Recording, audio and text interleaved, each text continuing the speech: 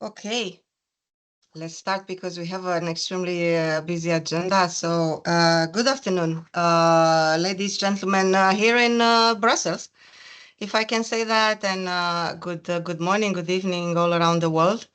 Really glad to be with you today and to be able to present to you from the side of the Clean Hydrogen Joint Undertaking, Clean Hydrogen Partnership activities on sustainability, on circularity, but in particular the last 18 months achievements of our panel of experts.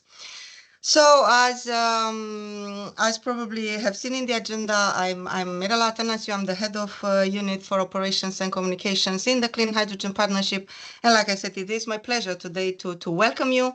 We have 2 hours of hopefully a very interesting webinar, very packed with a lot of presentations, messages, which I'm also extremely looking forward to hear myself. If you allow me to share with you, just looking at the number of the registrations, I decided to still share with you a few slides, just to introduce a bit the joint undertaking and our activities, to make sure that I set up the correct scene. So let me just do that. If you bear with me just a few seconds. So.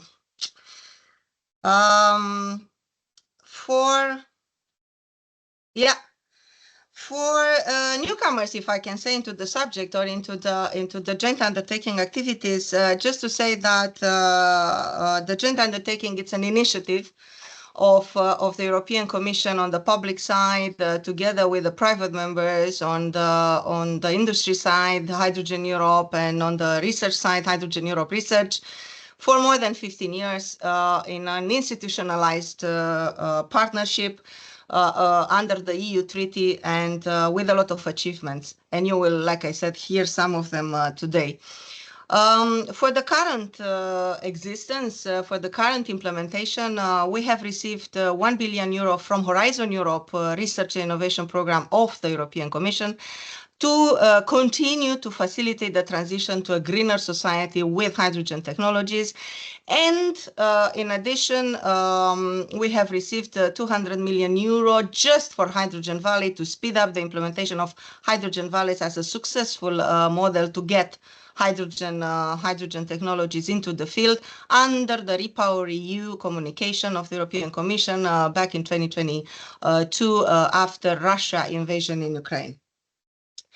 In doing that, of course, or why we do that, because we have many objectives. On the left side, very general one, contributing to the different policies of the European Commission, starting from the hydrogen strategy published back in 2020, but also through the research and innovation, improving and stimulating this type of activities, contributing, of course, to the competitiveness, and contributed to the much longer term ambitions of the Green Deal by 2030 and even 2050.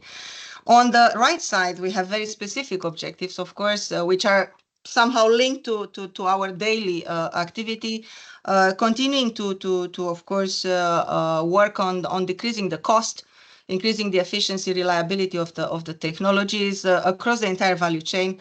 Strengthen the knowledge, the capacity of the actors, and in that, of course, working to build up the skills and to reskill the workforce in Europe for a hydrogen society, to demonstrate solutions, of course, together, not only here in Brussels at EU level, but together with the local, regional, and union, if you want, actors, with the member states, with the regions.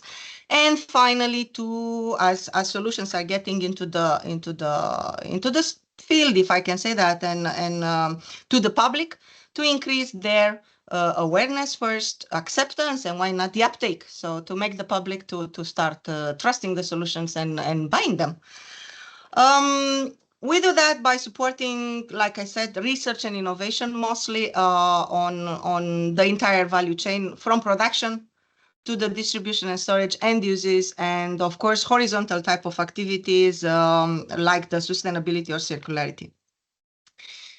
We have supported so far even more than 389 projects and counting, because on a daily basis and from the legacy of last year call for proposals, we are still signing grants.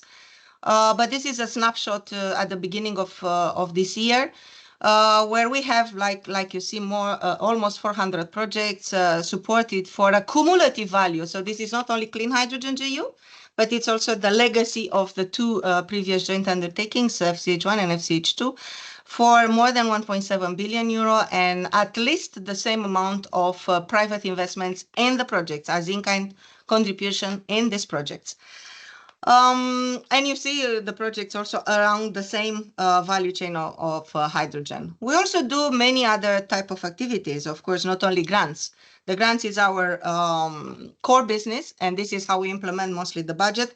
But we do activities at program level around the grants, if you want, or complementing the grants or the projects.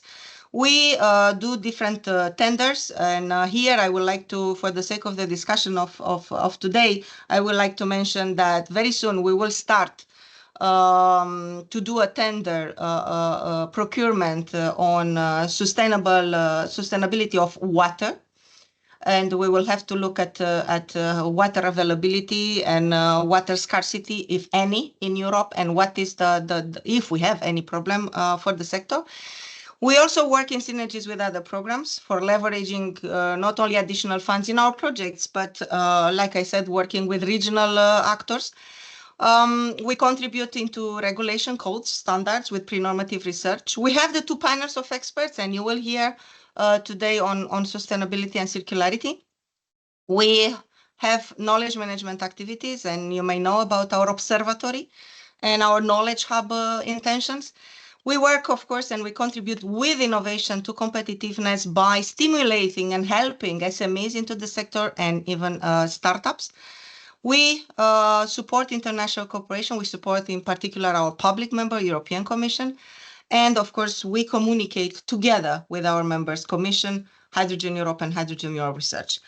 Now, and getting close to my short introduction, just to give you a bit of an examples of first projects.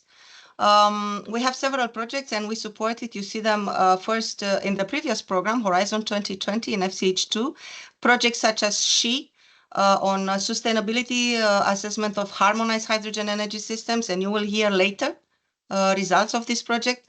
EGOST, which has defined guidelines for hydrogen systems and technology, or Best for High project with sustainable solutions for recycling of end-of-life hydrogen technologies. So that's activity that we started already in Horizon 2020 in the previous GEO.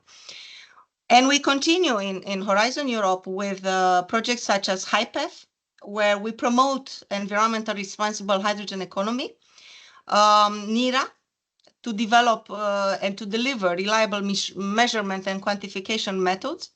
And very in the last months from the call 2024, we are now having our very recently signed 3 new projects on development of non-fluorinated PFAS-free components for fuel cells and electrolyzers. So these are only a few examples of different projects in the entire portfolio of projects that we support on dedicated activities on sustainability and circularity. In addition to supporting this type of and such projects, we also have other, like you've seen, support activities. One is the cooperation with the arm of the Commission, our colleagues in the Joint Research Center on Sustainability, who help us with methods, with guidelines, and even with data sets.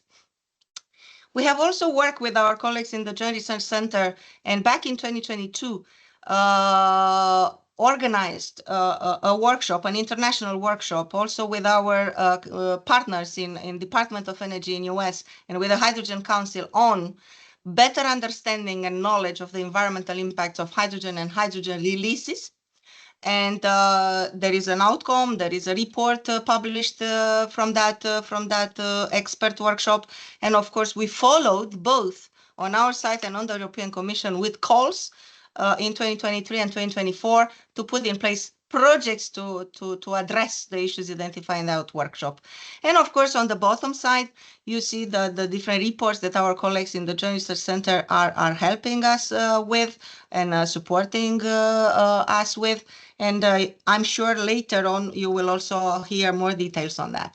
Finally, and if I can say the purpose, the first purpose, let me put it this way, of having this webinar today is because after 18 months, we have achieved final results of the first, if I can say, pilot of working with a panel of experts to advise us on sustainability and circularity, both at program and at project level.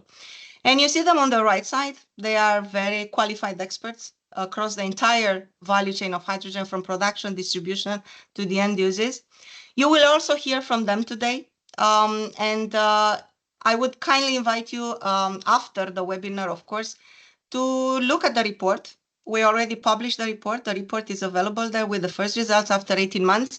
And I'm also pleased to inform you that after these first 18 months and with the results that, like I said, you will hear from, we are convinced that this is the right approach at program and project level, at European level for sustainability and circularity. And we would like to continue. And today we have published a new tender to continue working with the experts for the next 4 years. And the tender is on the right side. You can also look at it. And after receiving the offers, of course, we will continue with this work.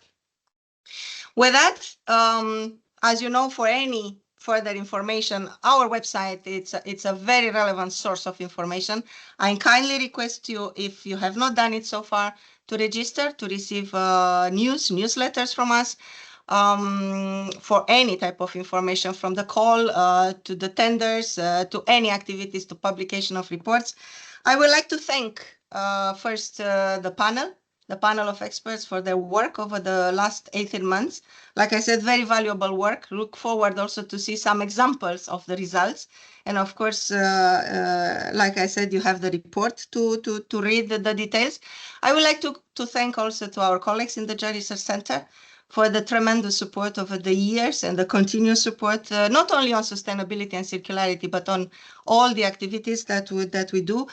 And not the last, to thank to our members, in particular the European Commission, Hydrogen Europe Research, and last but not least to the team that has managed the whole work, and it's following the work, Claudia and Eleni, that you will also get to see them later. With that, I would like to have the pleasure to introduce Beatrice Coda. She is the head of unit on clean energy transitions in the European Commission, in the Directorate General for Research and Innovation. And really my pleasure, Beatrice, to have you with us today. And thank you very much in advance and always for your support. Thank you, Mirela. Thanks. It is really my pleasure to be here with you today and to give you really a few words to open this webinar on hydrogen circularity and sustainability. And yeah, it's indeed, let's say, a tremendous effort that this panel of experts has done. And I'm very glad that you organized this webinar to show, let's say, to the entire world what the panel has done and the importance overall of the concept on sustainability and circularity for the hydrogen sector. So I really look already very much forward to the discussion and to the presentation of the work that has been done. So I really like to, first of all, to thank all the invaluable contribution, past, present, and also understand the future one, and for the dedication and expertise that went into this work. As you know, circularity and sustainability principles are key principles of the European Green Deal, and very much, I think, so in an area in the energy sector, and even more so, let's say, when we have to look at, let's say, at this in the implementation in the hydrogen sector as a key vector for transforming our green energy transition. So this, let's say, these principles and how we apply these principles. So from how we go from the principles to the practice. So from the theory of sustainability and circularity to the implementation, and now we apply them really in concrete projects. This is something really, that deserves a lot of attention and a lot of efforts. So this work of the panel, and let me also say, Mirela, the work of the other, let's say, the results of the other projects that you already mentioned on sustainability and circularity, and that will be presented today. All of this is extremely important for us from a policy perspective. And this is also, let's say, crucial to apply these, let's say, principles, as I mentioned, in a systematic way in the future, in the projects that DGU will continue to fund, so in the program, but more broadly also let's say, how we can incorporate these recommendations, I think, more broadly into the policy development, and also potentially transfer, if necessary, and look at them also across other parts of the research and innovation program dealing with, let's say, Green Deal, so in Horizon Europe. Now I understand that so the panel report has been published, and then, let's say, this is, however, only the first step of the journey, and I'm very, very glad that the joint undertaking decided to launch a continuation of this work, because clearly, let's say, there is room for further, let's say, detailing and untangling all the necessary aspects that concern circularity and sustainability, and we need to strengthen this exercise across the board overall for what concerns the data collection, but also and still engaging with stakeholders, including academia, industry, and policymakers, to further promote the knowledge exchange and capture best practice. I'd also like to say that I understand that this is very important that we continue this work, because also EU initiatives and policies overall on sustainability, they are not really static, but they, in a way, they evolve. And further embedding and monitoring the integration and implementation of the sustainability and circularity principles in the projects, and when we think, let's say, of the scaling up of hydrogen in the European economy, this is clearly something that for us continue to remain crucial for achieving for the further prospects of achieving also climate neutrality and resource efficiency. So this is, I think, all what I want to say. I understand that really we have to continue working in such a way that environmental circularity and also social aspects, let's not forget about that, are consistently adopted across the board in the research, in the innovation, and in the future also in the scaling up. So this work has a lot of potential, of course, for the future. So this is all, I think, what I want to say. I look forward to hearing the interesting discussion and presentation in the workshop, and I look forward to the inspiring dialogues and the further, let's say, continuation of that. So again, thanks to all the experts for their really invaluable contribution. And thank you for being with us today. I think this is really important that you launch this webinar, and I see indeed there is a big interest of people who are continuing to join. So look forward to that. I think I stop here and I give the floor to you, our colleagues, for the next, for really entering into the subject of today's webinar. Thank you, Mirela. Thank you very much, Beatrice. Really, thank you a lot for your encouragement, for your support, like I said already. And I can tell you that we in the joint undertaking, again, reassure you, we are committed for a hydrogen economy that is, of course, sustainable and circular. We need that in Europe, we know very well. And we need to whatever we do, whatever new technologies we develop should be sustainable and circular, like I like to say, by design. So thank you very much. And like I said, extremely encouraged. I feel at least extremely encouraged. And I think both our experts and my colleagues, and even the attendees will feel the same. Let's deep dive. And in order to do that, of course, I will give the floor to the experts. To the experts in general, and first to my team and to the leader of these activities in my team, Claudiu Pavel, and he will be the master of ceremony, if I can say that. So from now on, you are in his hands. So Claudiu, the floor is yours. And again, thank you very much for leading very well this activity in the GU. Thank you, Mirela. Thank you all the attendees for coming to this, I hope, very interesting topic on webinar. I will be indeed the moderator of the next presentation. Let me try to share as well my screen to go a bit to see what we expect in terms of presentation, in terms of areas of the discussion, just a few slides, and as well to remind about the agenda of today. So I'm Claudiu Pavel, indeed, one of the project officer at the Clean Hydrogen Joint Undertaking. I will take now the role a bit on the moderating this session and as well kind of timekeeper.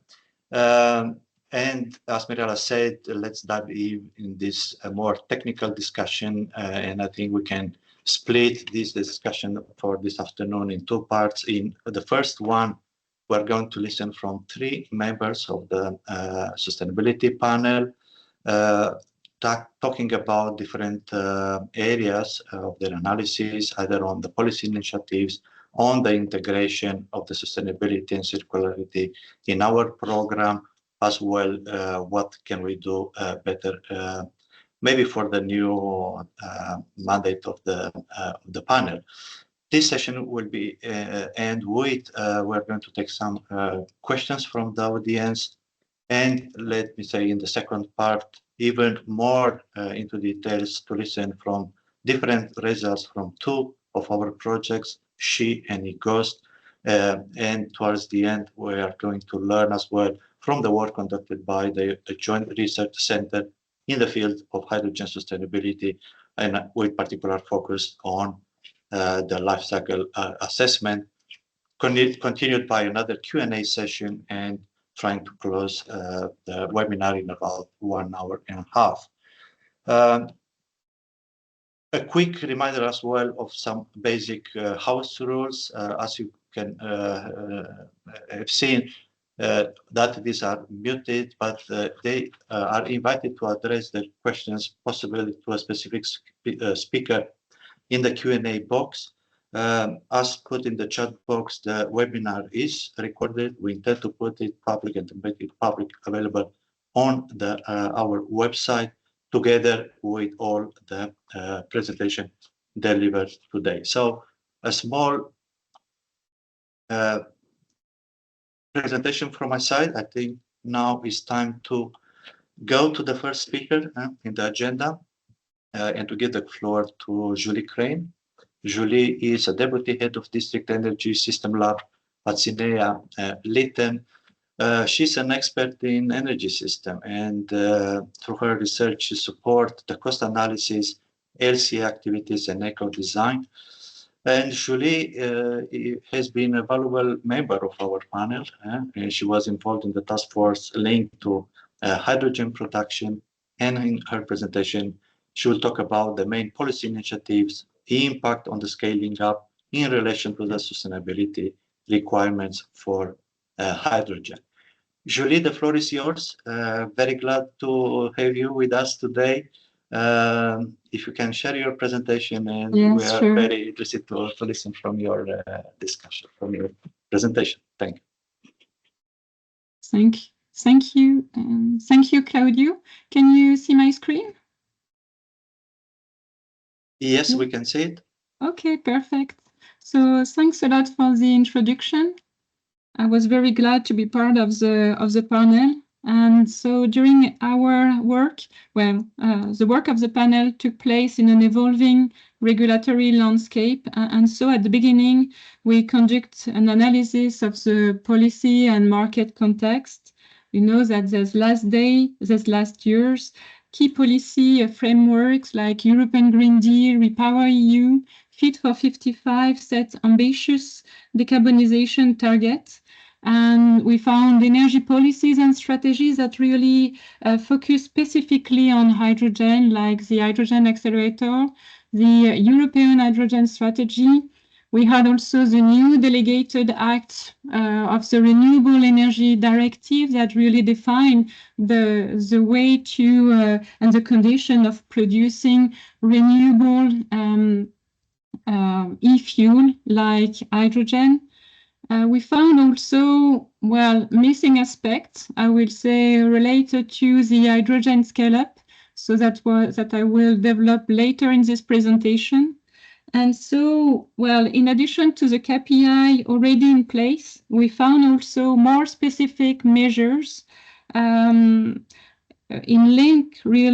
line with sustainability and circularity principle that should play a key role in enhancing the hydrogen competitiveness. Well, at first, the carbon pricing mechanism, driven at first by the European Emission Trading System, ETS, that really incentivizes industries to reduce carbon emission by internalize the carbon costs, and also by promote the investment in low carbon alternatives like renewable hydrogen. We had also the Eco-Design Directive replaced in 2024 by the Eco-Design for Sustainable Product Regulation. Well, that expands the criteria beyond energy efficiency to include material durability, repairability, and recyclability as well. In 2023, it was proposed the Green Claims Directive that aims to provide more transparency for consumer and combat greenwashing by setting strict requirements for environmental claims, like, the use of life cycle assessment and the review of the result by independent reviewer as well. And finally, the Circular Economy Action Plan promotes resource efficiency, waste reduction, and circular across various sectors, emphasizing the use of renewable energy sources.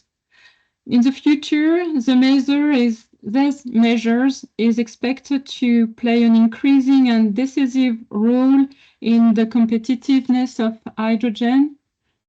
And if we go back to the carbon pricing mechanism, so the new European tool called Carbon Border Adjustment Mechanism will impose carbon cost on imported product to Europe that should fostering competitiveness of low carbon technology produced in Europe, like renewable hydrogen.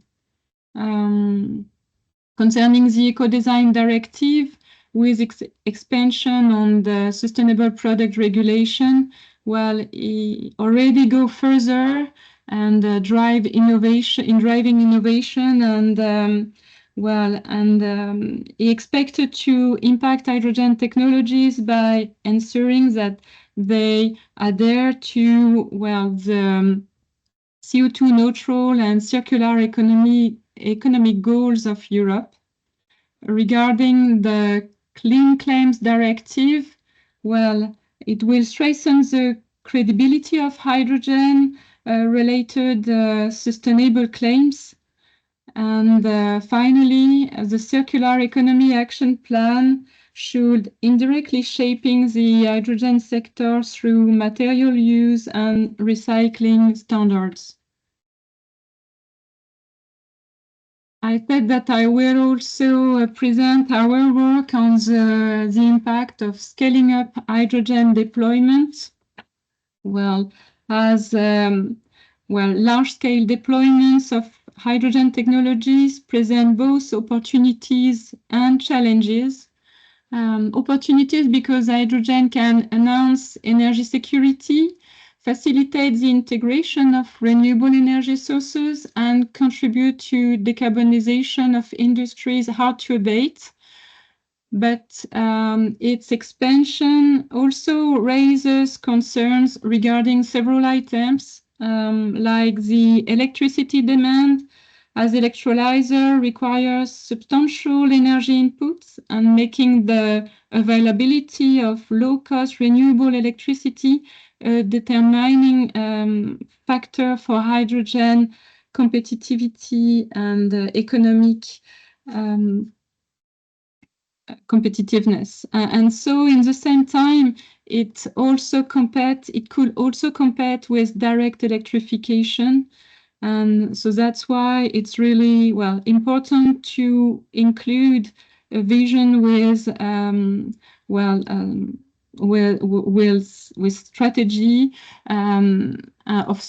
related to several vectors, to include also the storage of hydrogen that can be also a seasonal storage, in order to balance supply and demand of the energy systems. Mirela talked about water use. It's true that it's one of the most debated aspects of hydrogen deployment, as 15 to 100 liters of water is required to produce 1 kilogram of hydrogen, depending on the technology, but mainly depending on the cooling system. And even if it's remain lower than fossil-based hydrogen production, it can remain an issue in water-scarce area. Another consideration is the use of critical raw materials like platinum, iridium, rare earth elements that could face supply risk by 2030s, 2040s. And so to mitigate this risk, investment in recycling processes and research on substitution will be necessary. The land use, if we include the production of electricity through solar and wind farms, this will need land and involve a risk of competition with agriculture and conservation. So strategic seating and co-location with industrial hubs are recommended. Concerning the storage and transport, as you know, hydrogen has a quite low volumetric energy density, and so requires specialized infrastructure like pipeline, cryogenic storage, chemical carriers. So even if maybe it will be possible to reuse a part of the gas infrastructure like storage and pipeline, we have to take care about the remaining embrittlement risk. And beyond these technical and environmental concerns, the public acceptance play a crucial role, and several projects can face resistance and opposition because of due to the perceived of safety risk, use concerns, and so it's really important to include the local communities and make it participated in the process, and to have a transparent communication that is really key to foster societal acceptance. And finally, it will need also a strong cooperation between policymakers, industrial, research institutions, and the civil society, and an alignment of regulatory framework as well as certification schemes. Well, to make it shorter, hydrogen large-scale adoption requires careful planning and targeted policy measures to address these challenges related to resource use, infrastructure, environmental impact, and public acceptance. Well, this concludes my part of the presentation. Thank you very much for your attention, and I let the floor to Sofía. Thank you, Julie, very much for highlighting, and I think you've been very clear about the messages as the panel foresee for regards the possible impact concerns following the deployment of hydrogen at a certain scale, the resource use, environmental impact. We mentioned about the infrastructure. Let's move on indeed and maybe listen from Sofía De-León Almaraz how maybe the joint undertaking is working to tackle this concern. Sofía is an associate professor at Corvinus University of Budapest. She's an expert in the sustainable supply chain. And through her research on the hydrogen system, integrating economics, environmental, social criteria, combination with LCA and supply chain management, I think through this work, Sofía indeed supports a lot the energy transition. Let me tell as well that Sofía has been involved in the task force of the panel on the cross-cutting issues, and we expect today she will present, I would say, the core part of the panel work on the integration of the sustainability and circularity aspects in our project and as well in our program, and explaining how different factors, the economic, circularity, environmental, and others are adopted and which are the areas for improvement. Sofía, the floor is yours. Thank you for being with us again and look forward to your insights. Thank you very much, Claudio, for the kind introduction, and good morning, good afternoon to everybody here. Yes, so now I'm going to focus on this integration of sustainability and circularity in the joint undertaking. And I can start by providing a little bit of background about the type of projects that we had. Indeed, we had 3 phases or 3 stages for funding.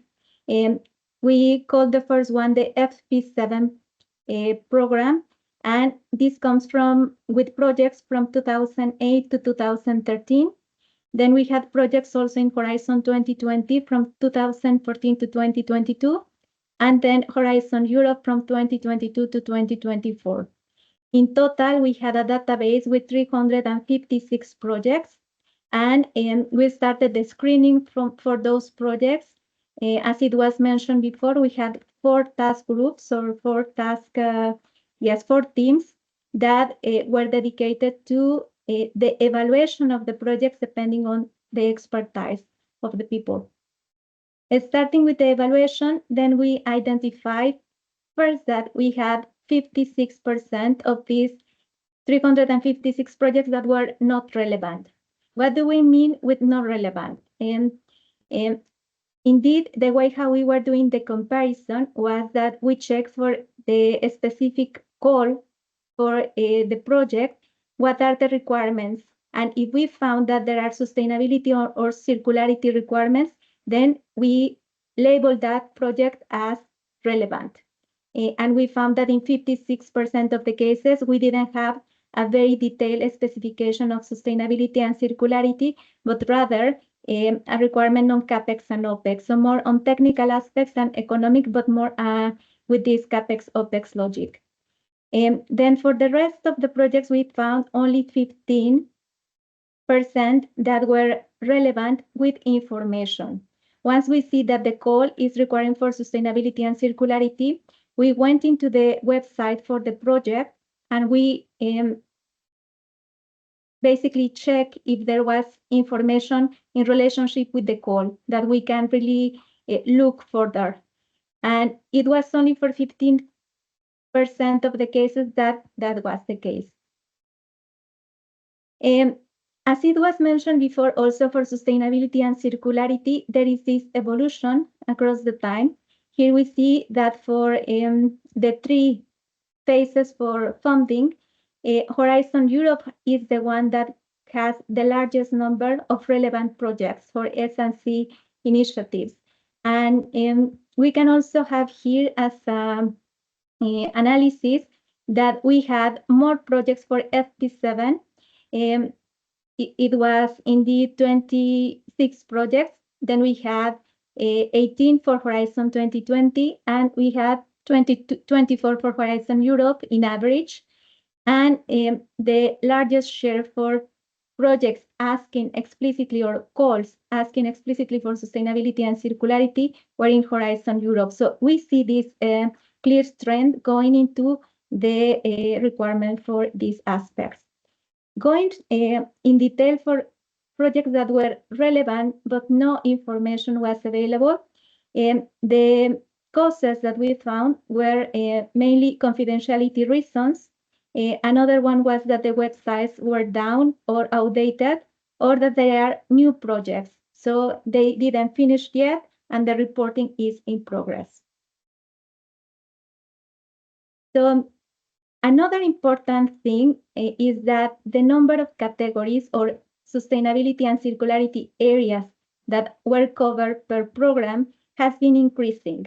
We can see that for FP7, we had in average 1.2 areas, in Horizon 2020, 1.7 in average, and in Horizon Europe, already 3 areas. So this means really the high focus on sustainability and circularity that the European Union is taking, and the Clean Hydrogen Partnership. For FP7, the focus originally was more on technical issues, CAPEX, OPEX, and this was due to the low TRL level for the projects. And here we are talking about fuel cell development or end-use applications. In Horizon 2020, on the other side, we start to see that the notion about these critical raw materials started to take place from 2017, and it continued over the time. And in Horizon Europe, we have already 3 dimensions of sustainability included. We have clear requirements in terms of circularity for many of the calls, and also criticality aspects are in the calls.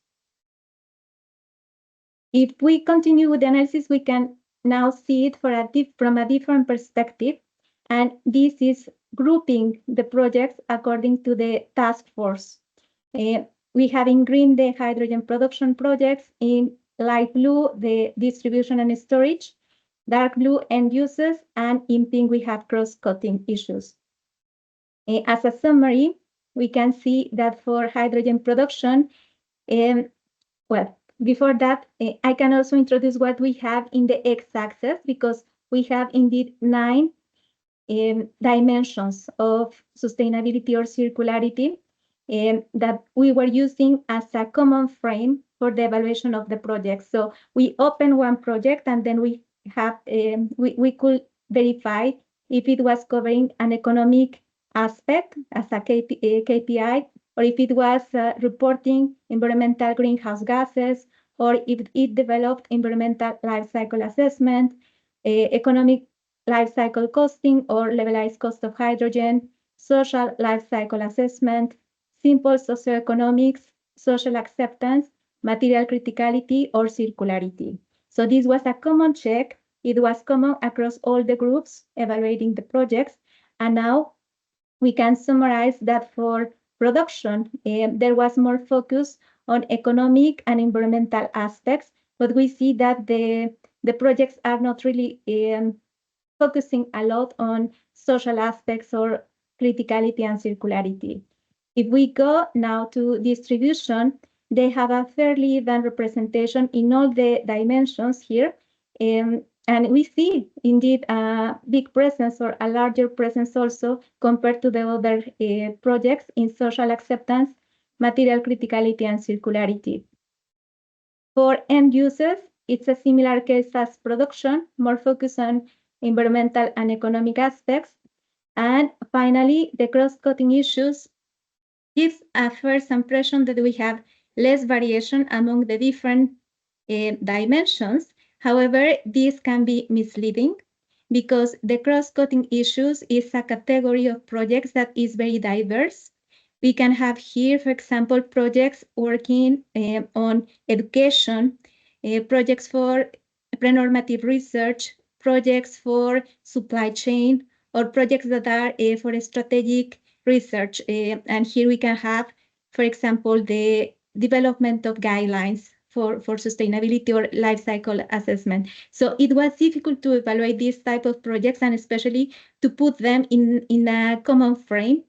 So this category, even if it's present and we have representation for all the dimensions, requires further discussion and probably to refine what type of projects should be evaluated from the sustainability and circularity perspective.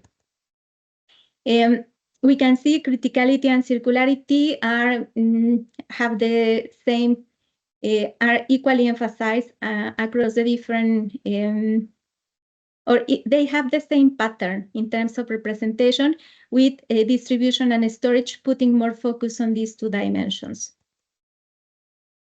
As a summary, only 15% of the projects were found as relevant with information in the database.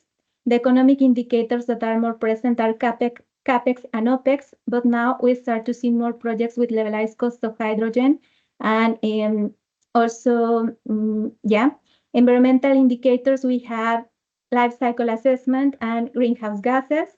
And for social indicators and criticality of materials, they are the least addressed so far. Hydrogen storage and distribution, it has addressed more sustainability and circularity indicators. For hydrogen production, we suffer more from unavailable information. We have a first impression from cross-cutting issues that we have less difference in the sustainability and circularity aspects included. However, this requires refinement and also a better definition of how we evaluate the projects. And for hydrogen end uses, there is more emphasis in economic and environmental indicators. It was mentioned before that we are guiding all these efforts based on principles, and here we come from principles to objectives and to deliverables.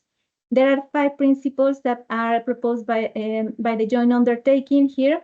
Here we have first life cycle approach, then material criticality, circularity, collaboration for sustainability and circularity, and then the impact awareness. And I won't go into all the details from this table, but I want to emphasize just a couple of things.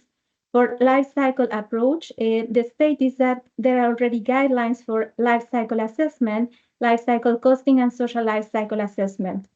For materials criticality, we try now to use and to optimize the critical raw materials or to optimize the use, and to minimize the waste. And for circularity, to promote reuse, recycling, and renewable resource use. However, there are few circularity indicators available, so there is still work to do on that sense. Collaboration for sustainability and circularity is crucial. There is a lot of work to do, and we had some meetings also during the workshops that in which we participated in Brussels with people and experts from Hydrogen Europe, and this was also a very good feedback that we got from them to understand also how they see the situation of sustainability and circularity. But of course, the involvement of universities, organizations, industry, and policymakers is crucial in all the efforts for this sustainability and circularity. And last but not least, the impact awareness is already coming into the social dimension. And here, I think that the main gap or something that has to be really stressed is the need for transparency in terms of reporting, because we found that only 15% of the projects had these reports available for us, and it's very important for us to be able to check for the policymakers, for the researchers, for the industrial, also to compare and to verify what is the status in terms of sustainability and circularity for hydrogen and also for other technologies that are competing too. And here, education is also something that the Clean Hydrogen Partnership puts a lot of effort and focus a lot. It's important. We are proposing to have more awareness campaigns and to use this notion of multi-objective optimization with the trade-offs, because also in one of the discussions with the people from Hydrogen Europe, they say it's very important for us to be competitive. So when we go into sustainability, how we understand sustainability indeed. And we have the 3 dimensions of sustainability. And of course, it's important for all of them to be considered. So competitiveness is also a very important topic that has to be taken into account. In addition, this awareness and reporting will have an effect in public acceptance, the attitude, and of course, the market creation. To finalize my presentation, I will just leave here. You can go into the report because we have the different dimensions that are part of the sustainability and circularity program. And then you have also a list of indicators that you can check further. But just to mention a couple of them that I think are important, that for environmental, we are proposing to use environmental footprint methodology with 16 categories. And although the aspects are listed here, but for social, the labor part is quite important. And there is also analysis in terms of job creation and the emphasis to really put more efforts in social aspects research. And with this, I finish my presentation. Thank you very much. Sofía, many thanks for your insights from the panel work. I think you launched some very clear messages. On the other side, on the positive side, we are, I think, pretty glad to hear a positive trend on how our projects are more and more addressing the sustainability and circularity, and together as well with our topics, which are getting, what I understood from your presentation, a larger prominence, and as well the sustainability elements are better integrated in our call for proposal. From the other side, it is clear as well that there are some areas that for sure needs to be improved, and we mentioned about the social materials critical aspects. And I think for more information, let me invite as well the audience to check the report produced once again by the panel, and is available on the project website. And you have concluded, I think, I wrote down a transparency of reporting. It's a clear message, and I think these aspects, what can we do better, could be emphasized by the next speaker, Antonio Valente. He's a project manager at Eco Event. On his work, very shortly, is recognized life cycle assessment expert, and I think his work is indeed supporting the overall energy sector with focus on hydrogen system, and is contributing as well to the overall EU sustainability initiatives. Antonio was indeed an active member in the panel. He was involved in the task force on hydrogen and users, and now in this intervention, we're going to hear a bit more on the panel recommendation for the next activities regarding maybe the transparency, a better data collection, make use of different tools, and without disclosing too much about this part. We are pretty well in time, I must admit. Please try to be short as well, and to renew the invitation from the audience to drop their question in the Q&A box. After Antonio's presentation, we'll try to take a few of them.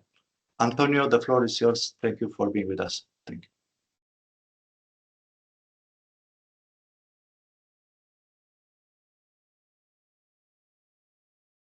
We cannot hear you for the moment. You are muted. Can you hear me? Sorry. All good. Do you hear me now? Yeah. Okay. Yeah. Okay. Thank you for the floor, Claudio, also for the nice introduction. And 1 second, I hope that you can see the screen. Yes, we can see it. Yes. Okay, sorry, because I have some problem are around the corner here. Okay, thank you. So I said good morning to everyone. Thank you for your kind introduction, Claudio. And in this part of the presentation, I will walk through the key recommendations that we, as the panel, developed as the European Hydrogen Sustainability and Circularity Panel. And yeah, these are aimed at supporting the clean hydrogen joint undertaking and guiding also the next panel moving forward. So our recommendations are based on the screening work that was carried out and which our colleague Sofía De-León covered earlier. And yeah, they span several levels, communication, program, and project level, and are outlined also in the public report of the Clean Hydrogen Partnership.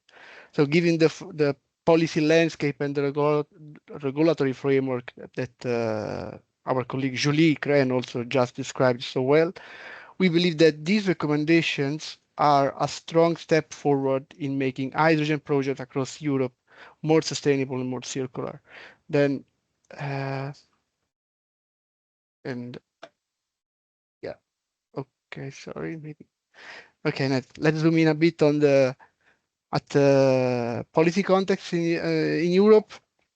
As at the top, we have the European Green Deal. That is our roadmap to climate neutrality by 2050. Under that, we have several key initiatives. For example, the REPowerEU plan, which focuses on cutting resilience on Russian fossil fuels and speed up the green transition.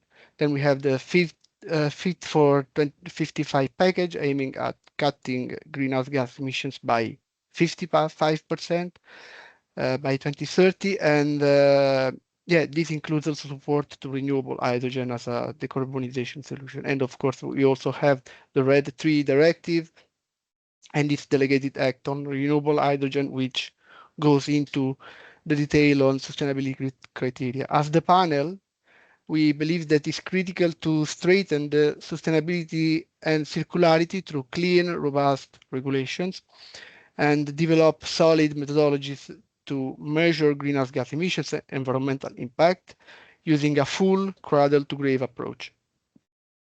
Then, looking ahead, we focus on three main areas: creating clear guidelines on which indicators apply to which type of projects, basically, so understanding which type of indicators fits the project better, and also developing better data collection tools with smarter templates and improving the monitoring at the JU level.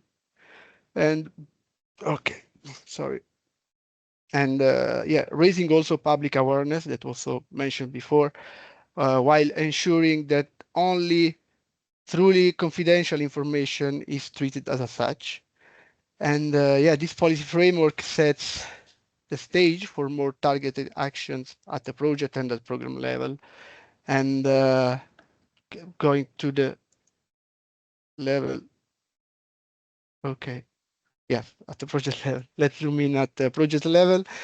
We have pinpoint 4 areas where we can boost sustainability and circularity in hydrogen projects. First, building capacity among project owners. So through online workshop, for example, practical examples and guidance also. Yeah, with these tools, we can support teams in applying sustainability and circularity methods, reporting data effectively, and understanding the compliance requirements as well. Second, if the mouse works, okay. Second, on the public awareness and transparency, we recommend structuring sustainability and circularity related deliverables for public sharing whenever possible. And this means that preparing a dual version of the documents, one public and one confidential. And the goal is to share useful insight while balancing or protecting the sensitivity of the information. We truly understand that this is a key aspect, but also we observe that there is a lack of transparency, lack of traceability of the information. This has to be addressed somehow. And for example, by anonymizing and aggregating where needed. And third, we propose, doesn't, work well. Okay. We propose the benchmarking case studies, and yeah, this would come from the geo-founded projects and acts as comparison tools. And also we recommend to support a centralized repository where would make them these benchmarks available and accessible to everyone, helping consistent standards, let's say, consistent comparisons. And fourth area, yeah, we can suggest also we suggest a system for reviewing and recognizing strong projects by identifying good example of projects. We can extract lessons from this project, publishing short reports, and shares those insights across the clean and clean hydrogen undertaking. And yeah, there were challenges in this. We recognize also challenges. We need standardized data collection that works for different type of projects. This is also something that should be addressed. But also we must encourage more openness without risking confidentiality. And this is, but we still believe that this can be managed through tailored methodology, mandatory trainings, and also monitoring and evaluating systems. Okay. Maybe, I don't know if it worked good today. Mouse. Okay. Okay. And yeah, let's step up that program level for recommendation at the program level. Here, the aim is to ensure that sustainability and circularity are embedded into the clean hydrogen joint undertaking as a whole, and not just at individual project. And we identified 4 areas, strategic areas to focus on. First, better integration across the program, promote standardization and knowledge sharing, but also monitoring progresses using the strategic research and innovation agendas, KPIs, and identifying priority areas for knowledge management and funding. Antonio, sorry for interruption. Yeah. It looks like the presentation has been it was frozen at the project level. I don't know if you can still have the control on the presentation and to move it forward. Oh, sorry for this. Do you see? Maybe I should share the screen again.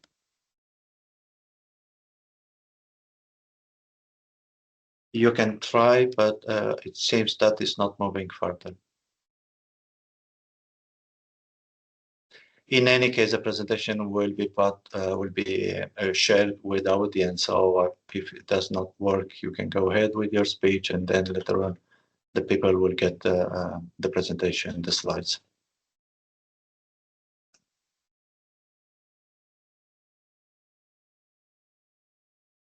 Let me try to share.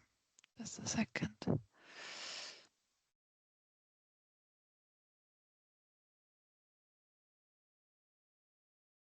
Apologize for this inconvenience, and I think Antonio has a problem. He's also frozen, I think.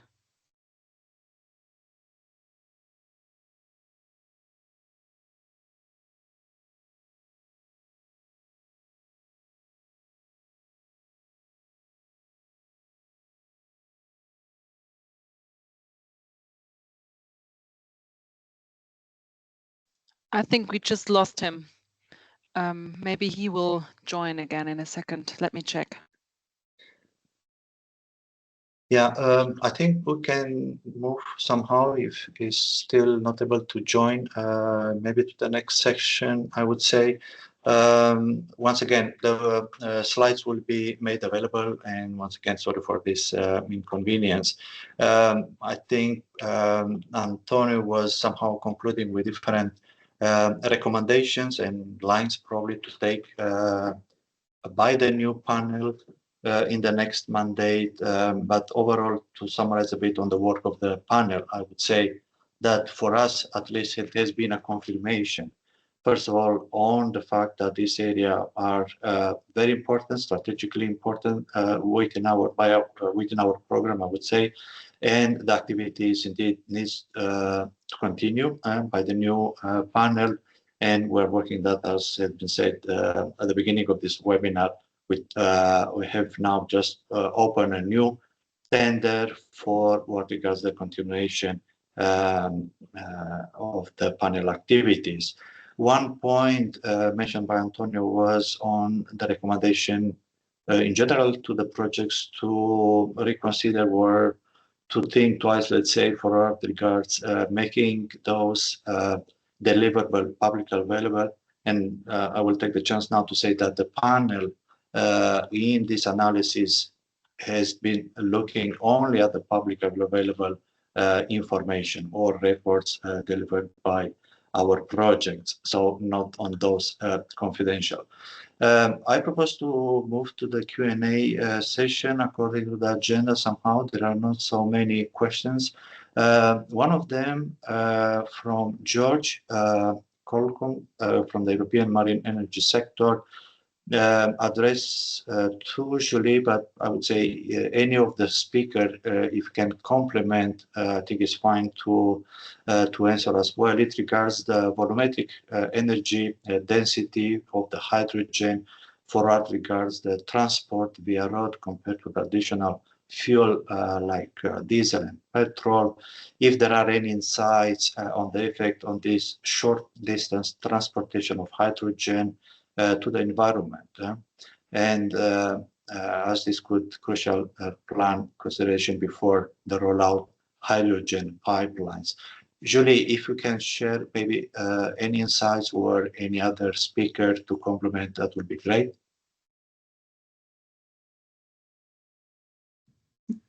Yes, as I said, well, the topic is really interesting, and maybe it's not so simple to have a quick answer, but because it's really right, it's really need to consider like a prospective optimization, taking into account the evolution of this hydrogen volume to be transported, to define what will be, well, the optimal maybe carriers infrastructure, and also what could be the optimal from environmental and economic perspective of the investment in infrastructure to consider in the future. So really that's a very interesting question. Actually, well, we know from several studies that this part, considering the transport, is not the biggest impact when we consider the carbon footprint. Well, for hydrogen, it's mainly the production part, depending on the electricity sourcing. So, well, but we have to work all along the supply chain. Thank you for the answer, and I hope you have this answer to the question. I don't know if anybody would like to complement a bit on the hydrogen transportation. If not, just a short reference, and thank you, Jolie, for providing the reference on the water consumption. I saw that you provide this reference in the chat box. And another comment rather than a question relates to the water stress and the work performed on the use of treated wastewater for hydrogen generation. As Mirela said at the beginning of the webinar, we are now in the phase to conduct a more in-depth study on identifying the water stresses across Europe, and the use and any other reference for what regards the treatment of wastewaters is part of this study and definitely will be considered in the report. And thank you for the reference. We can further direct this information towards the contractor that will be carry out the study. I do not see any further questions. Once again, glad that we are pretty well on time. If everybody agrees, I think we can move to the next part of the webinar, digging and learning from the results of two projects funded by the joint undertaking. It is about the SHE and eGhost. And we're very glad to have today as well Javier Dufour, head of the system analysis unit at INDEA in Spain. Claudio? Yes. Claudia, if I may interrupt, we have Antonio back, so I'm not sure if he wants to conclude on his lecture. Very good point. I don't see him, but if he can hear me, he can jump maybe with a short final statement on the recommendation, Antonio, in a couple of minutes max. Once again, I don't see it. Okay, yeah. I have the final slide actually, and I will try to be very short. Sorry for this interruption, as it was a connection problem, but thank you for giving the opportunity to finalize the slide. I guess it's of high interest also for the audience. And I was at this slide at the program level, at the recommendation at the program level, no? And what I was saying is that, first, we identified 4 areas, key strategic area to focus on. First, we want to focus on better integration across the program to promote standardization and knowledge sharing. And also we want to allow monitoring the progresses using the strategic research and innovation agenda KPIs. And also another recommendations is to identify priority areas to knowledge management and funding. Then let's see. No, sorry. There is something that is not working well today. But anyway, okay. It's something with the animations, I guess. But second area is to improve the collaboration with stakeholders that have been already mentioned. So the joint undertaking and the contractors should support structured exchange and to set clear agendas and require members to take part of outreach activities. And contractors also should coordinate effort efficiency, considering some input from the panel. And another area is on the capacity building and strategic guidance. That means addressing time constraints and ensuring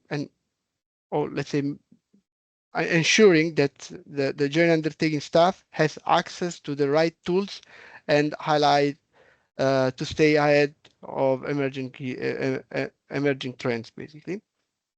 And fourth, encouraging. It was the fourth. It was the foster the long-term innovations. We propose creating incentives for projects that performs better than sustainability benchmark. These could feed into future recommendations and inspire innovation across the board. And of course, there are challenges in finding the right balance between making requirements strong enough, but also not too complex to become basically burdensome.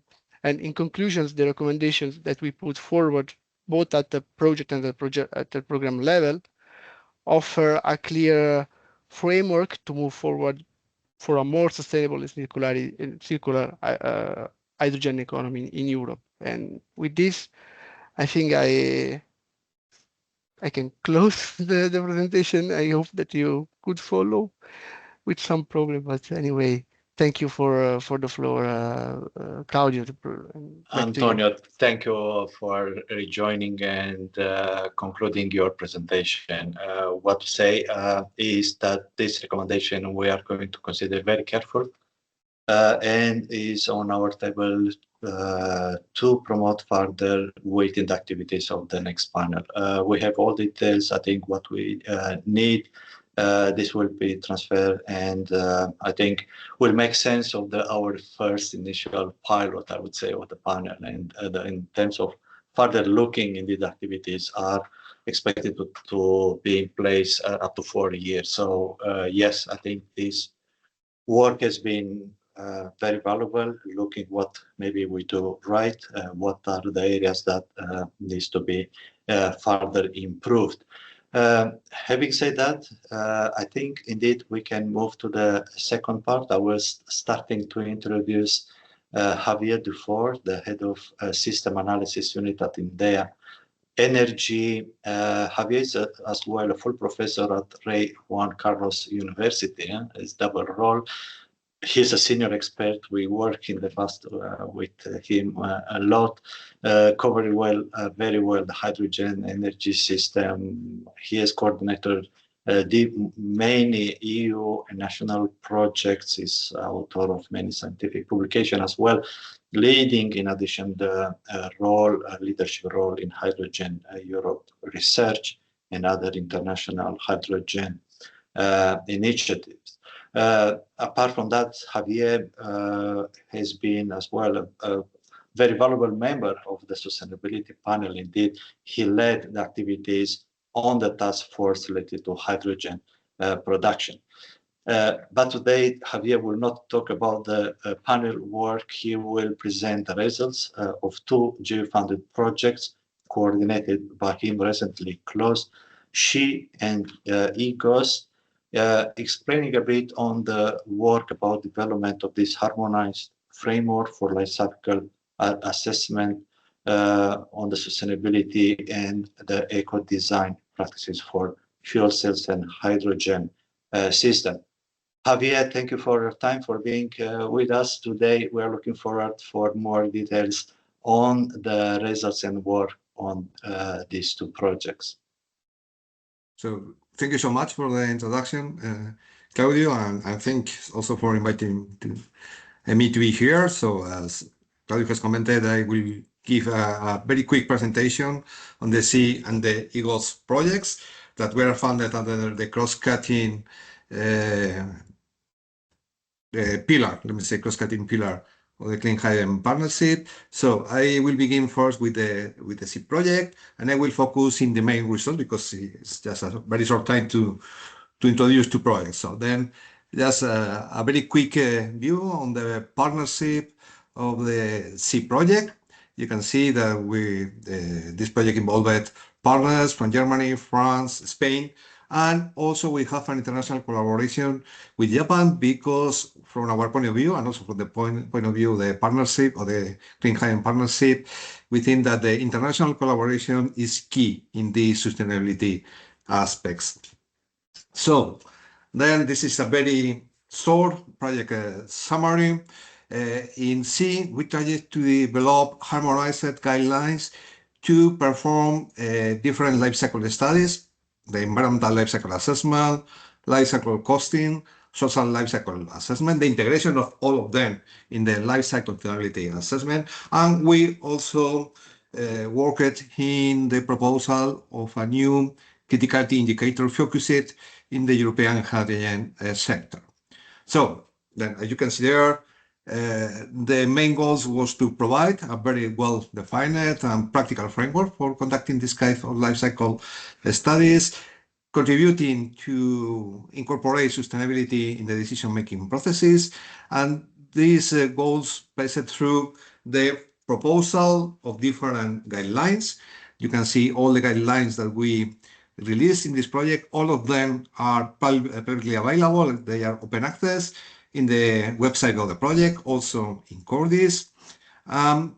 Also, as I have commented, we proposed the SHE critical indicator. And again, I can repeat that is focused in the European reality, in the European hydrogen sector. You can see in this slide just a general structure of our guidelines.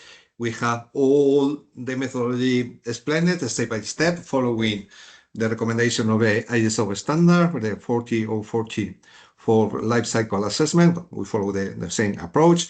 But after we present all the methodology, differentiating between compulsory or not compulsory requirements to complete this assessment, we complementing this with different examples. You can see here for life cycle sustainability assessment, we have 7 examples of, yeah. Sorry, Javier, the screen is not changing. I mean, Okay. Yeah. So I will try to share again.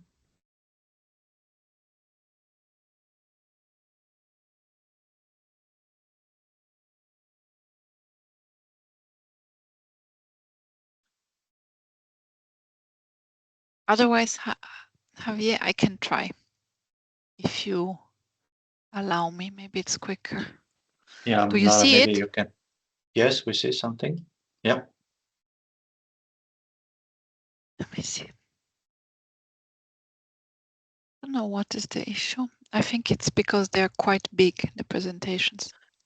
Javier is also frozen, so we might have lost him.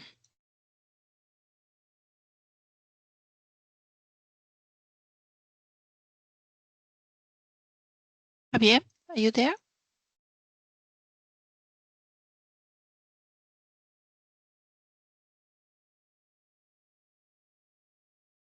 Some technical issues. I don't know. Apologize for that. Lara, if you can share maybe the presentation and we see if we can scroll better. I think the issue is that they're very big. They're loading. This is the issue. Do you see it? Yes. Yeah, but I think it's just they're very, very big. Okay. Just a minute now to wait for Javier. Let's wait to for rejoin. Javier. And otherwise, maybe Claudio, you can. Let's wait a bit.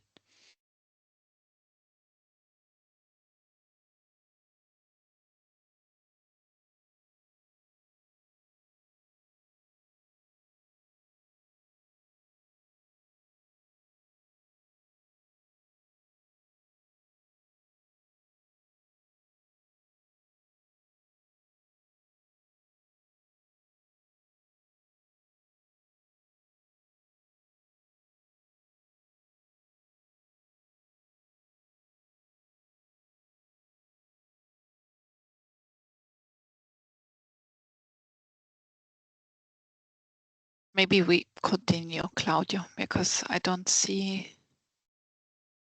Javier joining, so I don't know what the issue is.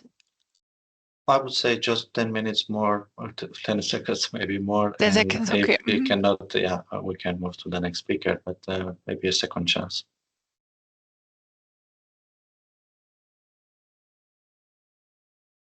I would propose, sorry to get in Mirela here. I would propose to take one of the questions, maybe Claudio, and then we save time until maybe Javier joins.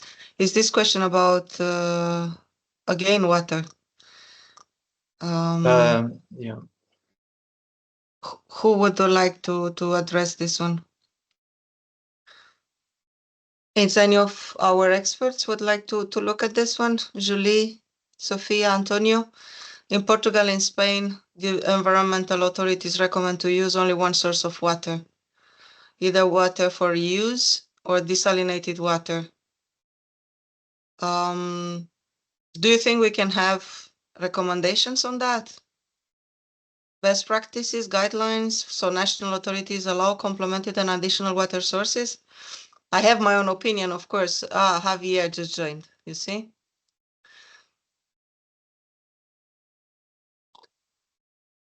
Javier?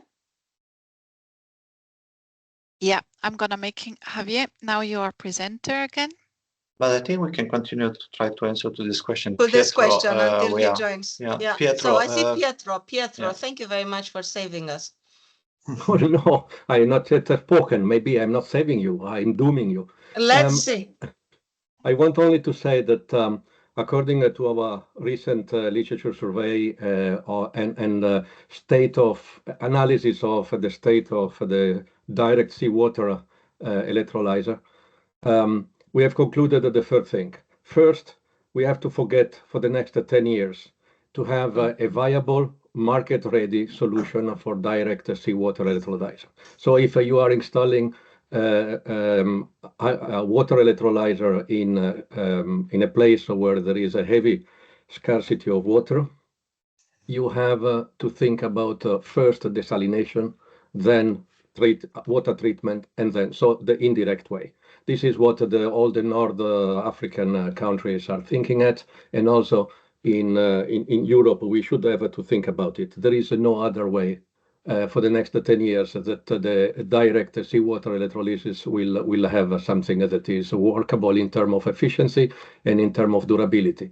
Now, the second point is, yes, you can use also less quality water, but it will have an impact on degradation. And nobody has at the moment a full picture on how to do it.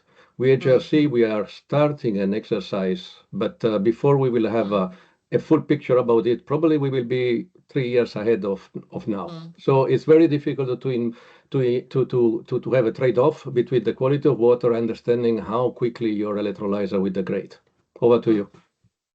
Thank you. I think it's a very good comment, and you give me the floor a bit to comment further, Pietro. And somehow we take a bit of time from your Q&A session, Claudio, because I think I see coming again and again these comments, questions on the water. Like I said already, on our side, on the joint undertaking, we have taken note of this.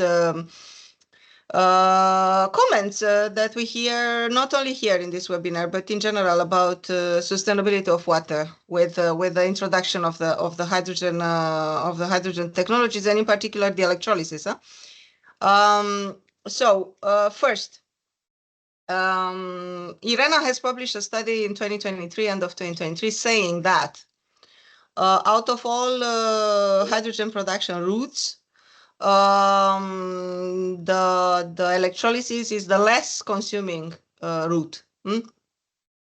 That's one thing. Second, we will further look at that, and we will look at water sustainability, water availability in Europe, and as I said, we will start working on that and hopefully come with some preliminary results by the end of this year. In terms of then electrolysis, what you mentioned, Pietro, we can continue use the desalinated water, or we can look directly at the seawater electrolysis as solutions, and for that or other non-pure water, and for that we are supporting few grants from last year, from 2024, looking at direct seawater electrolysis to see if we can maybe improve the technology in that respect. And in 2026, we are looking at a priority to maybe look at other non-pure water solutions and using the electrolysis. So the problem is a bit more complex. And I think while we look at scarcity, availability, sustainability, I think we also have to look in parallel at maybe looking at different sources of water for electrolysis. Of course, when we talk about water sustainability, I think we go beyond electrolysis, but immediately a non-technical person will think about electrolysis means water availability. So that's a bit my take on that, and I hope I complemented your answer, Pietro, and thank you very much for doing that. You would like to further compliment me? No, I just simply say thank you because you put it in a bigger context. And in fact, if you speak with industry, they don't see a big problem on water scarcity in terms of production of hydrogen by electrolysis. There are much bigger problem than that one. Yeah. Good. I hope we discussed this point enough. So I stop here, Claudio, and I hope now Javier could continue. Yeah, thank you for complimenting and filling up this time gap in any case. Javier, are you with us back? Do you hear me? Yes. Yes. Sorry, but my camera is not working now. So at least I will try to continue with the presentation. Do you see my screen? My colleagues will share the presentation. Just go ahead with your speech. Javier, let me share the presentation. On which page would you like me to go? I think I am now saying about the FCA LCSA guidelines. It's a book on the. Yes, I'm here. Yeah. Okay. Yeah. Okay. Yeah. I think I was talking about that because I know it was the next one, please, about the index of the. Yeah. I was commenting here that in every guideline we introduce all the methodology with different steps to complete a full assessment just for environmental, economic, social aspect of the integration of all of them. And then we complement also these methodologies with different examples. In this case, we have 7 examples for addressing different pillars of sustainability, and also a final discussion about the challenges of using prospectivity in this kind of assessment. Next slide, please. Also, we implemented all these guidelines in a publicly available software tool. It's based on OpenLCA, and you can download it for free, of course. Then we address here, there are some examples. This tool proposed some templates to be covered by the user. Of course, some life cycle thinking knowledge is required to play with this tool. But for instance, we are addressing prospectivity because the guidelines and also the tool is focused in completing these studies, not just for mature technologies, also for technologies allowed URLs. So then we give the chance to include prospectivity also in the assessment. We can fix different system boundaries. Next slide, please.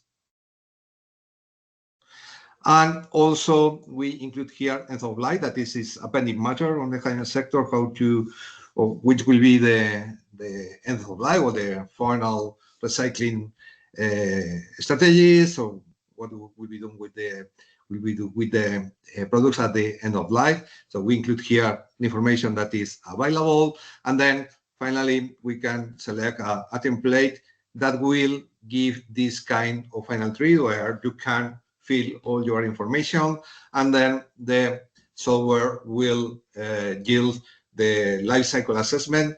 For the pure environmental life cycle assessment, we use the environmental footprint methodology that is proposed by the ARC, and also it was proposed in the expert panel.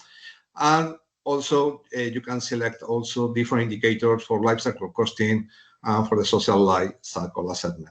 Also in this tool is implemented the calculation of the criticality indicator, the C criticality indicator. So, next slide, please. In any case, we will see some results of applying these guidelines in the results of the EGOS project. So EGOS is the second project. This is the partnership of this project. We counted again with the participation of a Japanese partner for just the same reason that I have commented. We have also some partners from France and from Slovenia. Next slide, please. So I would like to remark that EGOS was the first project in eco-design of hydrogen systems, so it has advantages and some drawbacks, but well, we will comment later on this. And also in EGOS project, we developed the first preparatory study under the Eco-Design Directive, the former one that has been now updated by the Eco-Design Regulation.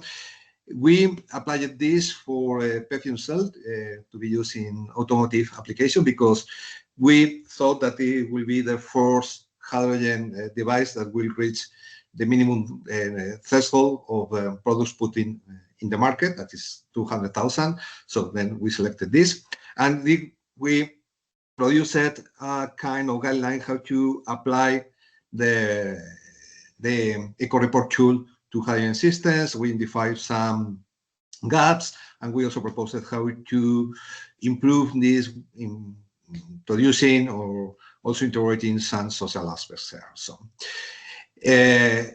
coming to the main focus of the project, it was to propose robust eco-design guidelines following, no, please the previous slide. Thank you. It was to propose these strong eco-design guidelines. As you can see in this block diagram, we use a very quite similar approach to the typical product development, with a first step of product system definition, then the improvement of that product with the steps of idea generation and integration then in product concept development, and then the new assessment. In the typical co-design approach that just incorporate environmental aspects. A life cycle assessment is conducted in the product system definition and also in the assessment of the new product concepts. But in IGOS, we went a step beyond because we also incorporated the social dimension in this, just to reach a real sustainable by design new product. So that means that we conducted full life cycle sustainability assessment in the product system definition and also in the evaluation of the product concepts. And also, as you can see, that we work with two products, the PEM stack and the solid oxide cluster stack. We also introduced here the prospective approach that I commented in the C project. Now, just please, next slide. So this is just a very quick scratch of the methodology that we use. We have the idea generation, brainstorming sessions, following the typical eco-design wheel. Then we have the screening of the ideas and the selection of the most feasible ones, and they were incorporated in different product concepts. Next slide, please. As you can see, we have 4 new product concepts. Apart from the base case, we have a realistic and a realistic product concept divided into the short-term and mid-to-long-term. Here, in these product concepts, we incorporated ideas screened and selected that can be included in the new, in this case, PEM cell stack in the next 5 years, and then we have the medium to long term, including the up to 10 years. Then we have the optimistic product concept that incorporates some ideas that are very low TRL, like at the lab scale. And finally, the disruptive product concept was just incorporating, let me say, even crazy ideas there. So it can be reached by the very, very long term. So if we go to the next slide, we can see some results that we got from this, from the assessment of the product concepts. We use partially the C guidelines because both projects were developed at the same time. But the most important here, you can see how the environmental impacts are decreased by applying this eco-design, sustainable design methodology. For the short-term concept, we get an average reduction of 37% of the environmental impacts. If we go to the mid-long term, 54, 75 for the optimistic, and 86. But for instance, we have an increase in the impact about freshwater eutrophication for the disruptive case because we included here a new recycling process for the joint recovery of platinum and ionomers. So that this incorporate some acids, for instance, phosphoric acid that is contributing to this freshwater eutrophication. If we just focus in the climate change reductions, you can see that we go from the 31% to 85%, depending on the product concept that we are addressing. If we go to the next slide, we can see also the impact in the life cycle costing. You can see first that for just increasing the production scale, the number of stacks produced from 100 to 50,000, there's a very significant cost reduction from 93 till 96%. But if we just address the cost reduction due to the eco-design, just to show you this, we fixed the production rate at 10,000 stacks per year. Then we have an economic improvement of from 28% for the short-term concept up to 52% in the disruptive concept.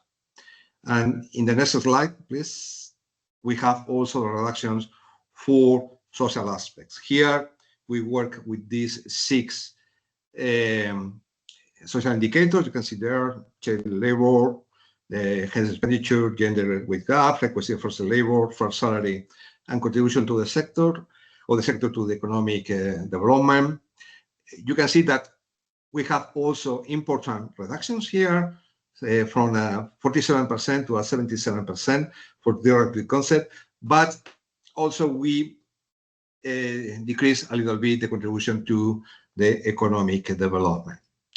So just a summary of these 3 slides, you can see that by applying this methodology, co-design, sustainable design, we got very important advantages in the environmental and social aspects, but also from the economic point of view. So that this is quite important, because I think that from the industrial point of view, a product is sustainable if it's economically feasible. That it can get benefits along with environmental and social benefits. So next slide, please. Okay, all the lessons learned during this project were collected in the EGOS White Book. We wrote this deliverable as a manual to be used as a reference material for everybody working in eco-design, sustainable design methodology, or the application of these methodologies in the hydrogen sector. So we incorporated there all the lessons learned along these 3 years and almost and a half that last the EGOS project, and you can also find the examples of the PEM fuel cell stack and the soil cell stack, electrolyzer stack, and then I think that we tried to make as educational as possible this book. Okay, so I think I'm finishing. Next slide, please. So what else? Because we have incorporated also the social dimension in the redesign of hydrogen products. So the next step is to incorporate also the safety here. It is in the Gateway project that was begun at the beginning of this year. This is in line with the European Safe and Sustainable Design framework, but we are going a step beyond, because we are applying this to technologies, not just to chemicals and materials, and we are also including social aspects apart or in addition to the environmental one that is addressed in the framework. So just next slide, just time for acknowledge all my partners in both projects, the C and EGOS, of course, the European Commission Clean Hydrogen Partnership for funding this project, because I think that this kind of projects wouldn't be possible without the support of the public funding. I would like to highlight my acknowledgements, my particular acknowledgement to our project officer, Alberto García Ombrado, because he was really supporting these both projects, especially during the COVID times, that it was a bit difficult for these creative projects, and also for my 2 partners and friends, Yura and Milla, that has supported me for preparing some slides. And that was all from my side. Thank you so much. Javier, many thanks as well for the presentation. Thank you for joining, and apologies once again for the technical trouble. We lost some minutes, and thanks as well for pointing out the continuation of these activities of the projects within the Guest-Y project that recently has been kicked out. There is a comment in the chat box from Regina Kini about the download issue of the guidebook of the sheet, deliverable 5.1, if you can refer back to her. Time to move on, and very glad to have Pietro Moreto, Head of Unit at the European Commission Joint Research Center in Liten, the Netherlands. Welcome, Pietro, and short words about his leading research and providing policy support activities related to hydrogen and battery technologies. And within the group, we know each other pretty well, apart from the environmental impact assessment on hydrogen technology across the life cycle. His team as well look at assessing other points scientifically on the performance, safety, cost of hydrogen technology. It has been a long journey, I would say, between the Clean Hydrogen Partnership and a Joint Research Center. I believe Pietro will highlight something about that. Looking forward, without taking further ado, on your insight related to sustainability of hydrogen and other related work. Pietro, the floor is yours. Thank you, Claudio. Do you give me a new time frame? Because we are already 15 minutes above. If we can conclude in about 10 minutes, I think will be great, just to take a couple of more questions and to conclude the webinar. That will be great. Thank you. I really think that this workshop should try to address also the question and the Q&A. So I will try to do even less than 10 minutes. A couple of disclaimer. First of all, I got a cold, so I will probably coughing a lot during the presentation, but obviously I'm ready to die for the cause. The second disclaimer is that what I'm going to present is a kind of historical timeline vision of explaining why and how we arrived here. But for the purpose of saving time, I will jump back and forth to give you some additional information that we have not yet received from the others, because are more GRC driven work. The third, not disclaimer, but a statement is that despite the fact that this presentation is done by the Joint Research Center of the European Commission, is a kind of celebration of the joint work that the GRC and the joint undertaking has done across 3 different framework programs.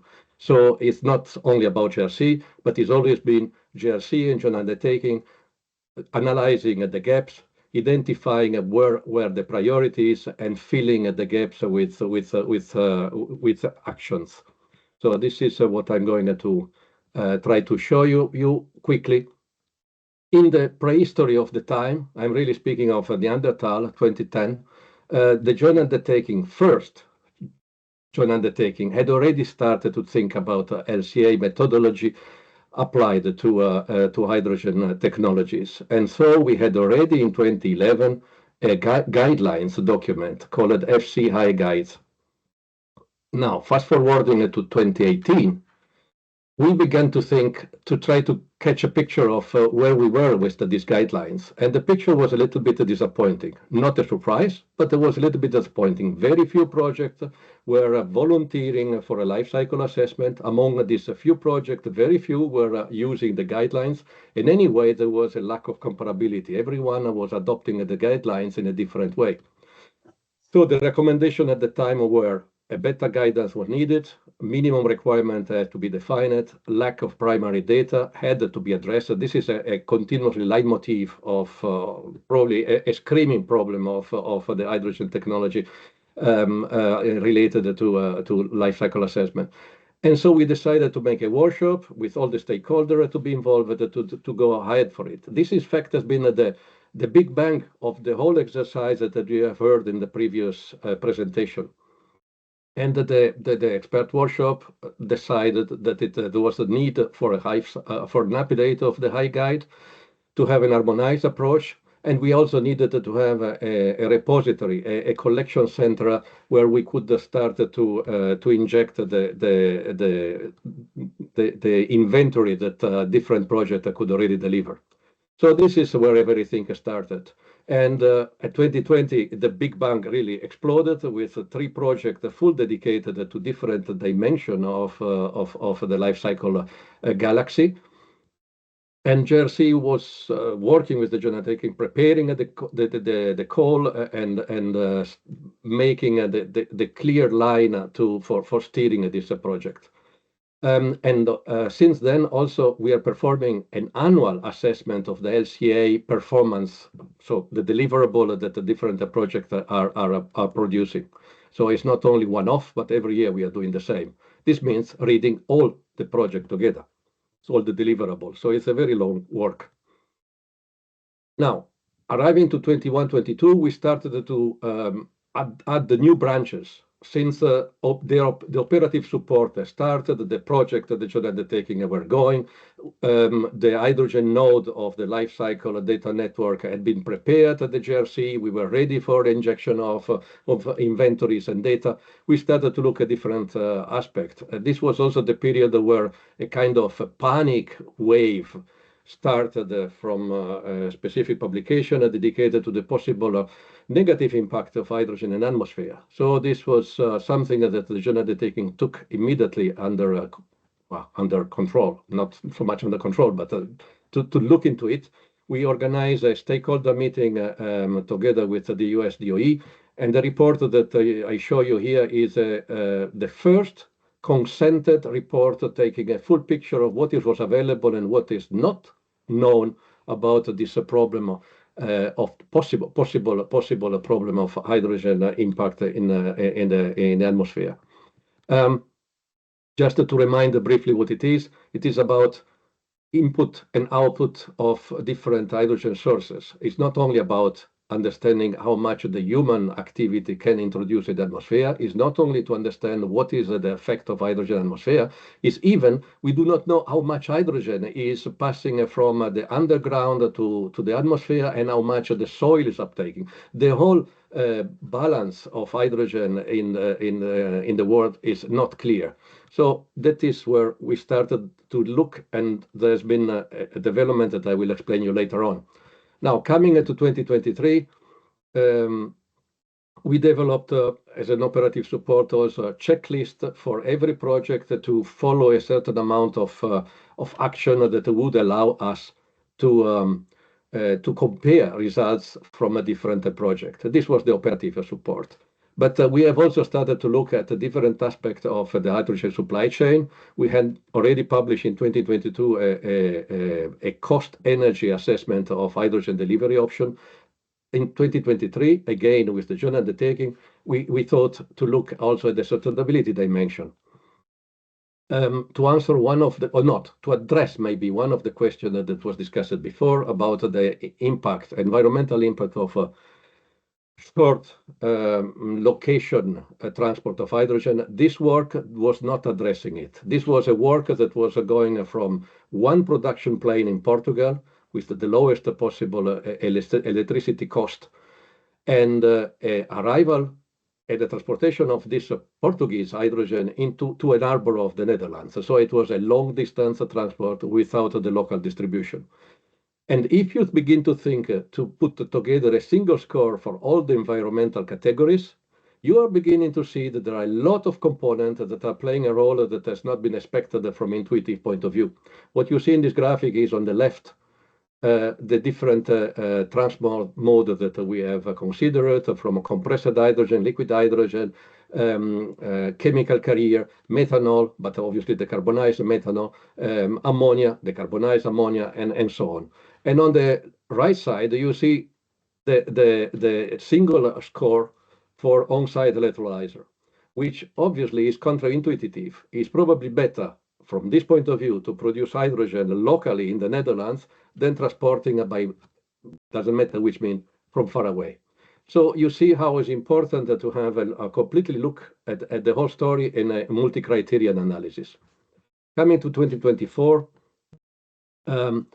we are beginning to pioneer on social LCA, but you have already heard Jose and someone else before, Xavier, and before speaking about it, so I don't want to spend too much time on this. This is the report that I mentioned on direct seawater electrolysis. This was the preparatory work that allowed for the tender that is going to happen soon. And we kept on supporting also, or trying to coordinate the project of the joint undertaking that are working on the same topics of sustainability. Just simply to give an impression of what is social LCA, for those who probably do not know exactly what it is looking, adding, let's say in a very rough way, adding additional category to LCA, like a child labor or economic development, or also other aspects of the social dimension. We have started to work on it. There is a publication sent to International Journal of LCA. From there, we will probably use this publication as a trampoline for additional work at the joint undertaking. Okay, I jump now to the last two slides. I think I have still, well, 1 minute to tell you what still we are doing, but not directly in conjunction with the joint undertaking. Obviously, we are part of the European Commission. We are the scientific support to the Commission, so we are supporting different policies. The ZIA, as we call it, is the Net Zero Industrial Act. The CBAM has already been mentioned in the previous half an hour. It is about how to assess the carbon imported from outside the EU. We are also trying to develop general inventories for different electrolyzer and different technologies. On water H2 hydrogen water nexus. So we are working with many different departments of the European of the Joint Research Center because we need also competence about local water resources and energy resources. So it's a work that we have started by mapping all the important indicator, and the analysis will be done now by another unit of the GRC that are the water resources unit. And we also well aware that there is a need for simplification and harmonization of the different methodology for hydrogen in the panorama of the European policies. If you are moving from the Renewable Energy Directive to the carbon border adoption mechanism, they adopt a completely different LCI methodology and they are not compatible. We know why we are doing this, but we also know that we need to simplify and harmonize this. This is what we are working inside the European Commission effort. Outside the European Commission effort, we are still involved in the International Partnership for Hydrogen and Economy. They have just started a new task dedicated to environmental impact analysis of hydrogen in the atmosphere. And to this, I can tell you that there is one of us in the new working group that is dedicated of the IPCC, dedicated to short-lived climate forcers. This is not only hydrogen, many different others, but hydrogen will probably receive a certain attention there, and the global warming potential of hydrogen will be also reviewed there. We had in the last year an update of the original workshop on hydrogen emissions, organized by our colleagues at DOE. They are just simply This workshop just simply set again the same gap analysis and the same need of data that we had already identified 2 years ago. I don't think that we will go on so much for the moment in collaboration with the DOE. The people that we organized the workshop with last year have all accepted the deferred offer from the Musk team, and they will disappear very soon from DOE. So for the moment, the GRC and joint undertaking and the Europe remaining the only one working on it for the moment. Okay, and that is everything what I wanted to show. I could have tell you something more, but this is 10 minutes instead of 15 minutes. Over to you. Pietro, thank you very much indeed. You had a kind of mission impossible to summarize all this extended work and explain as well the long journey and the internal work done in the research center within the 10 minutes. But I think in this context was just to highlight very shortly about the work and other collaboration. Thank you for being again very brief. Looking at the time, I think we're about to the end of this webinar. I'm tempted to take few more questions from the audience. One relates to Antonio Valente regarding the standardization that you see beneficial for supporting the sustainability of emerging hydrogen vehicles segment. Do you have any view about that, Antonio, or any other speaker, perhaps very shortly as well?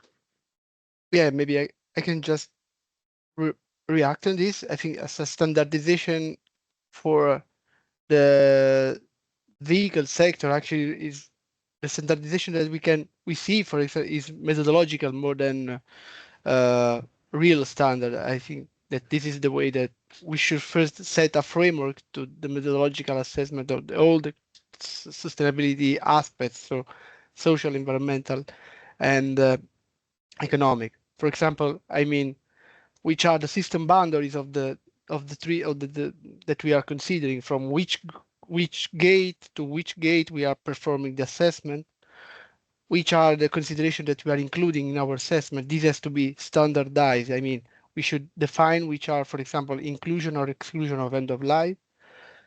And what can support also the standardization, I think, is having benchmark to understand how the product in scope, in this sense, let's say in this case, the vehicle or the novel vehicle is performing compared to the benchmark. And this is really, I think, the needed also as a practitioner in this field. I think this is something that is really needed. And I don't know if I answered the question, but I'll leave somebody else also to complement. Yeah, thank you, Antonio. I think there have been a couple of questions or remarks related once again on the water resources. I think this is important, and maybe clarification on our side about the tender. The tender process has been concluded, evaluation has been concluded. Now we're in the phase of signing the contract with the contractor and possibly to kick off the study very soon. From now, and I would like to jump to other two questions related to the innovation in hydrogen logistics and on-site conversion technologies. There is an example on compact membrane reactor. I don't know if anybody is confident to give any insights on this part.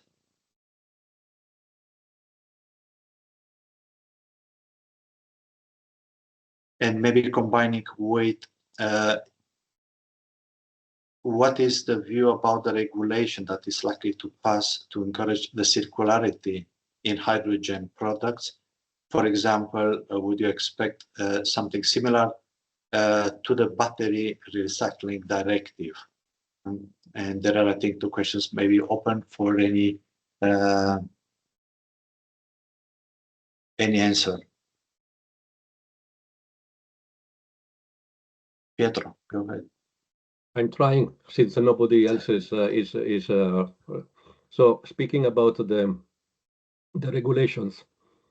I don't expect that there will be a hydrogen-specific regulation similar to the monster battery regulation that has been issued a couple of years ago and is going to be implemented. This is a matter of priorities. The battery market is already fully developed and expected to grow exponentially very soon. And there is also the problem of competitiveness and resilience of Europe. So it's very important to be able to access secondary sources of material.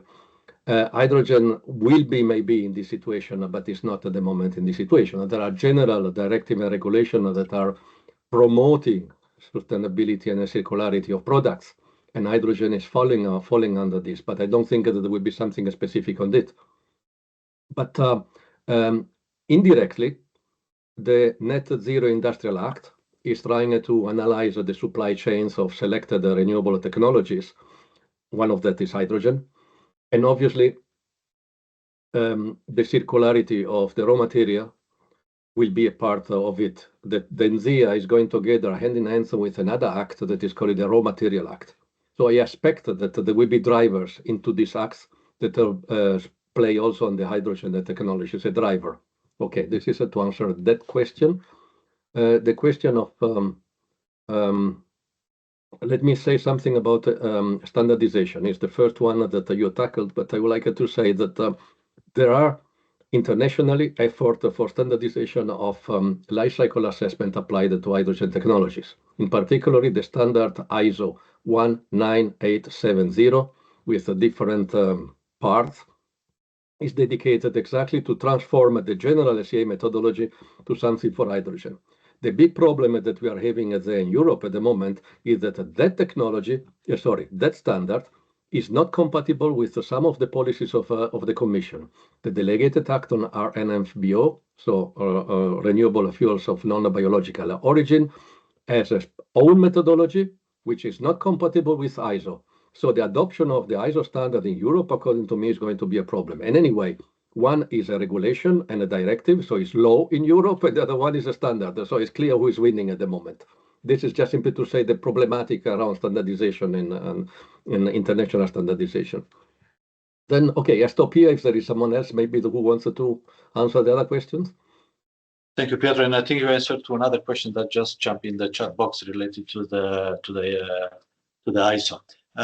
I saw at some point maybe Mirela to complement, or we can go further to approach the closing remarks. I think I will let you concluding, Claudio, but just to because I also had the feeling, and from the questions that we haven't addressed too much the recycling aspects. We've talked maybe more about, and I think I'm a bit surprised with so much emphasis on the water sustainability, because I think there are many other aspects of sustainability and circularity than water. But just to complement a bit on the recycling, we also have a lot of projects on that, and we are actively working as we speak on, and I mentioned already, on non-PFAS solutions, non-polymeric polyfluorinated materials solutions, on removing that, on replacing that, on really looking, and this is the call 2025 that we are currently evaluating, really looking how much are we really polluting when operating PEM fuel cell or PEM electrolyzers, and how much are they doing that? And finally, we are also looking at replacing, recycling ionomers and iridium, for example, when we talk about other materials in the electrolyzer. So just a bit to complete the picture, because we have not mentioned that. It is difficult in 2 hours to address everything. But I can promise to you, seeing the interest on the subject today, we will have more webinars of this nature. Thank you. I let you conclude because I think we are losing audience. Thank you. We are losing audience. We are running a bit of time here. No, thank you for complimenting. Indeed, it's very difficult to cover all the activities in 2 hours, but I think it was a first signal somehow, looking at the outcomes of the sustainability panel work. We have learned, I hope, where we are sitting today, learning as well from some positive and some recommendation that needs to be put in place for in the future. Reminding shortly to the audience about more information available in the final report produced by the panel, and to highlight again that is in our intention to continue the activities of the panel. Of course, from Javier, we learn about the results of these 2 projects. She and he goes on how the sustainability of fuel cell and hydrogen technology can be improved, later on complemented by the constant support from Pietro and his team in the Joint Research Center, providing us, helping us over many years with science-based assessment, guiding the deployment of hydrogen technologies. From my side, I think this is kind of exercise that we need to repeat, probably to invite other projects looking from different angle of sustainability and circularity mostly. For the time being, I would like to thank very much all the speakers and the audience for staying with us today, and as well to my colleagues supporting this webinar from the organizational point of view, and as well the contractors. And let's not forget that has been helping with the coordination of the panel activities. So that's it was from my side. A big thank, and looking forward maybe to get more information. Any questions, reach us through our website, and if there is anything maybe we cannot address, maybe we miss today, let's be in contact in the future. Thank you very much for attention. Sorry for maybe some technical difficulties over time. We are continue learning and hope to see you next time. Thank you very much. Thank you. Thank you. Thank you.